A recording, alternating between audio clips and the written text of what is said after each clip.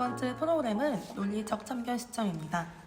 논리적 참견 시점은 두 번째로 하셔도 되고 세 번째로 하셔도 되고 오늘이 아니라 다른 날 하셔도 괜찮아요. 꼭 회상적 참견 시점과 연결해서 사용해야 되는 것은 아닙니다.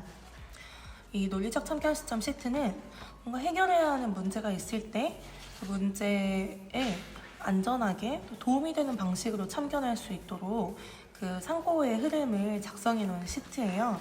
그래서 딱 보시기에 조금 어렵게 느껴질 수도 있고 또 사람에 따라서 진행을 하는 것도 어려움을 느끼실 수 있어요. 그래서 그런 부분을 잘 고려하셔가지고 진행을 하시면 좋겠습니다.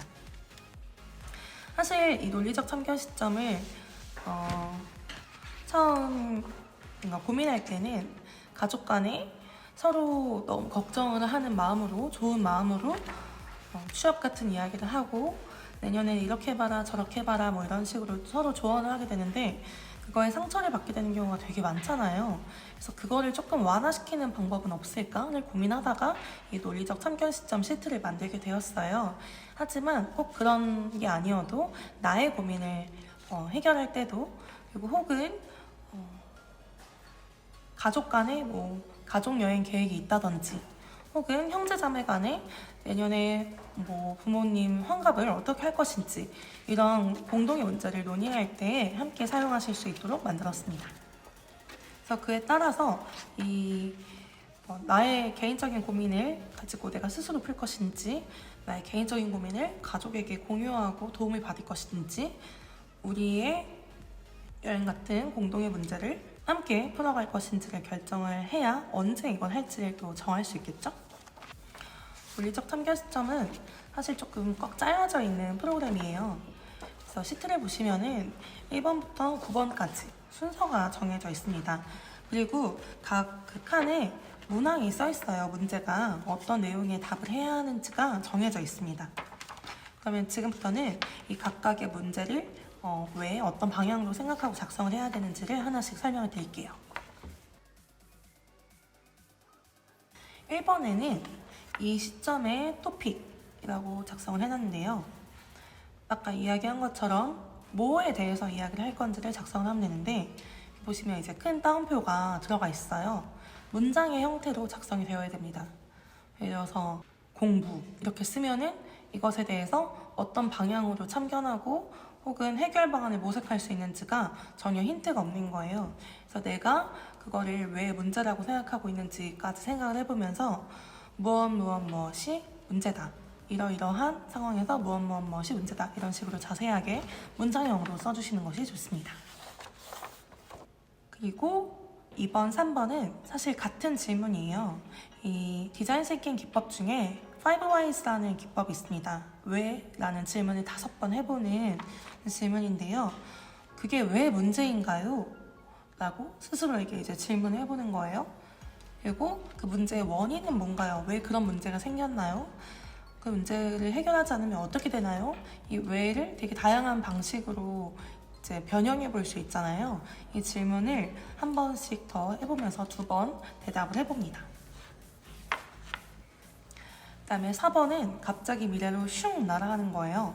그래서 뭐가 문제든 원인이든 뭐가 됐든 현재 상황이 어떻든 어떻게 해결되길 바라는지 솔직하게 작성을 해봅니다.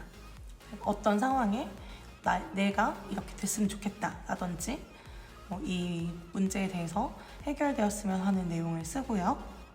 이제 여기까지는 후루룩 합니다. 여기까지가 1단계예요. 내가 어떤 걸 문제로 생각하는지 그게 왜 문제인지 2번 물어보고 그 문제가 어떻게 해결되길 바라는지를 쭉 작성을 해봅니다. 그러고 나면은 이제 5번에 대해서 생각을 해보게 되겠죠? 5번은 내부적 장애물은 뭐고 외부적 장애물은 뭔지 각각의 칸에 작성하게 되어 있어요. 내부적 장애물은 말 그대로 나의 문제입니다. 나의 자신감, 나의 나태함, 내가 잘 생각만 하고 잘 하지 않아서 이런 것들도 문제가 될 수 있겠고 경험치가 없어서 이런 것들도 문제가 될 수 있겠고요. 근데 외부적 장애물은 이걸 둘러싼 나의 환경을 이야기합니다. 둘 중에 무엇이 더 해결하기 쉬울까? 라고 했을 때 이건 정말 케바케인 것 같아요. 또 외부적 장애물은 이제 나의 어떤 주변의 조력이라든지 관계라든지 내 직장에서의 문제라든지 이런 것들이 이제 외부적 장애물에 해당하는 내용이겠죠. 근데 이거를 막상 쓰려고 하면은 굉장히 어렵습니다. 이때 생각을 돕는 씨앗들이 필요한 거예요. 생각을 돕는 씨앗들은 바깥쪽에는 외부적 키워드가 작성되어 있고 안쪽에는 내부적 키워드들이 작성이 되어 있는데요. 또 보시면은 외부적 키워드가 내부적 키워드가 될 수도 있고 내부적 키워드가 외부적 키워드가 될 수도 있습니다. 너무 국한하지 않고 나에게 내부적 장애물이 뭔지 외부적 장애물이 뭔지를 생각하면서 자유롭게 작성을 하시면 됩니다. 그러고 나서 6번으로 넘어갑니다. 이 토픽은 이 사분명 중 어디에 속하는지 생각해 보시겠어요? 내가 할 수 있는 문제, 해결할 수 있는 문제, 내가 해결하지 못하는 문제, 이 문제의 난이도에 대해서 좌우의 어떤 그 수직선 위에 표시를 할 수 있고요. 또 내가 해결하고 싶은 문제일 수도 있고 나는 원치 않는데 사람들이 해결하라고 해서 해결해야 하는 문제가 될 수도 있습니다. 그래서 각각의 사분면 중 어디에 속하는지를 체크를 해보세요. 그리고 나서 이제 7번이 있는데 사실 8번을 먼저 하시고 7번을 함께 하셔도 좋습니다. 7번은 이제 나의 문제, 내부적 문제를 해결하는 도움이 뭐가 있을까에 내가 필요한 것들을 작성하는 거예요. 예를 들어서 나는 내 자신감이 낮은 게 내부적 장애물이야 라고 생각을 한다면 이 내부적 장애물 해결하는 도움에는 항상 응원하는 말을 많이 듣는다, 응원을 많이 해준다 이런 걸 작성하는 거죠. 내가 쓴 장애물 하나당 하나 이상의 어떤 도움을 작성하는 것이 좋습니다. 8번은 이 문제를 논의하기 위해 다른 사람들이 이 문제에 참견을 할 수 있도록 안전하게 참견할 수 있도록 간단한 가이드를 만드는 칸입니다. 그래서 해결 기간 같은 거를 쓰는 거죠. 그래서 뭐 시간이 해결해 줄 거야 이런 식으로 도움을 써주실 수도 있는데 내가 3개월 안에 해결해야 하는 문제일 때는 그게 정말 도움이 안 되는 말이잖아요.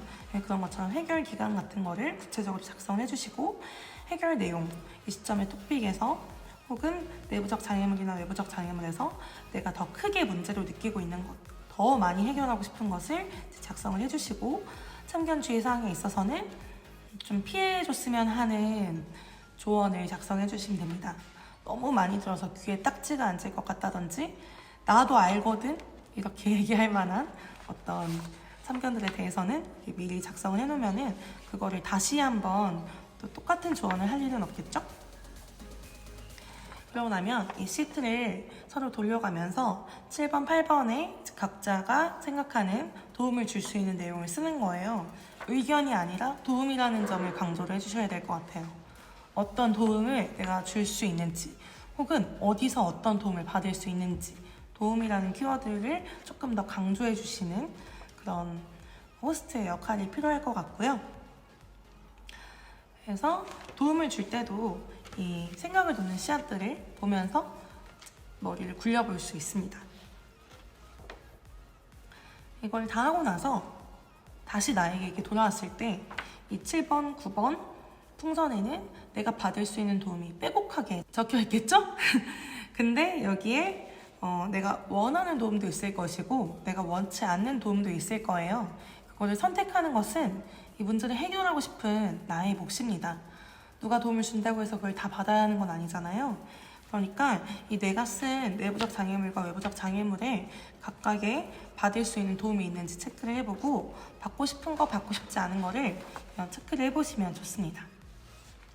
만약에 장애물 중에 도움이 이제 작성되지 않은 장애물이 있을 수 있거든요.